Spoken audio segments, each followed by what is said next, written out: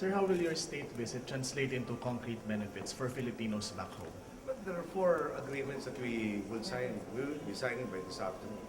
Amongst them, disaster preparedness, ating cooperation within our Coast Guard and their forces with regards to disasters at sea, CHED also, and the fourth I don't remember right now. Defense.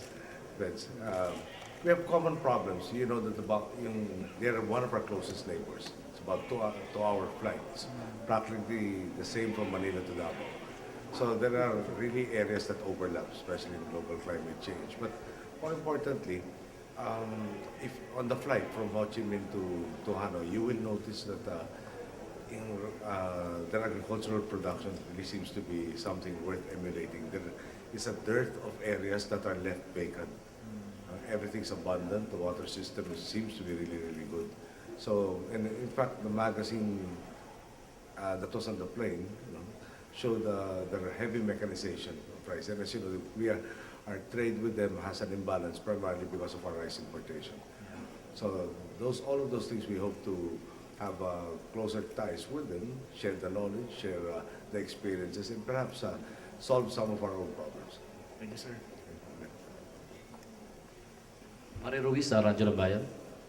Good afternoon, Mr. President. Good afternoon. Sir, dun sa pag-uusap niyo mamaya with the Vietnamese leaders, will you discuss yung rice importation, sir? Not at this time.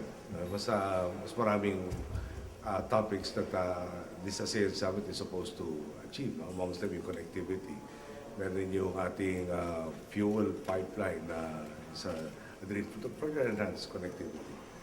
Perhaps even the Roro aspect. And again, I'd like to emphasize they are one of our closest neighbors. Hence, there has to be the greatest cooperation amongst the countries nearest to us. Sir, since both countries, yung Philippines and Vietnam, prone sa disaster, sir, yung mga typhoons, may pag-uusapan ba kayo about yung parang mitigation of yung climate change? Yes, that's one of the agreements that we'll be signing also this afternoon. And kailan kalahati lang raw yung sa kanila, dumadapong typhoon sa atin. At saka located primarily in the central portion of the country. Unlike ours, we have at least 2 of the main island groups that are affected by the typhoons. Thank you, sir. Thank you. Laila Salaveria, Inquirer. Good afternoon, sir. Good afternoon. Sir, what industries are you eyeing to entice to come to the Philippines, and are you considering a PPP tie-ups with Vietnamese companies? We will be discussing it. There's nothing concrete at this point in time. Although there is a Vietnamese BPO company that I understand is setting up already in the country. It's small, but again, that will enhance the trade between the 2 countries. There's a sizable investment, Philippine investment here in Vietnam at the present time. So we'd like to see more in the opposite direction. Mike, Makati. Sorry, I don't know. Sir, what can we possibly learn from or adopt policies or share from each other between the 2 countries? I'm really very impressed by the utilization of the resources, especially in land. There doesn't seem to be any area that was left vacant that is populated. Of course, yung central portion, I assume that's the central portion, was mountainous, but all other areas, there seems to be a well thought out plan. You have full utilization or seemingly full utilization, but at the same time, it's not crowded, it doesn't seem haphazard or unplanned.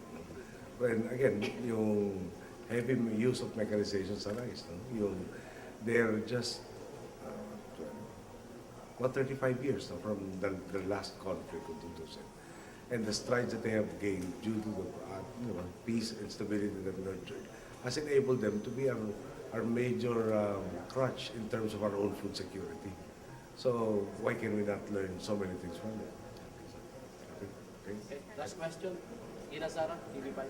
Sir, hingi lang kami ng detalye about your budget allocation for this trip. Yung pagsabay po ba ng state visit natin sa ASEAN meetings, that part of the austerity measures of your administration, sir? Tsaka part na rin na hindi tayo masyado mag-impose sa ating mga hosts.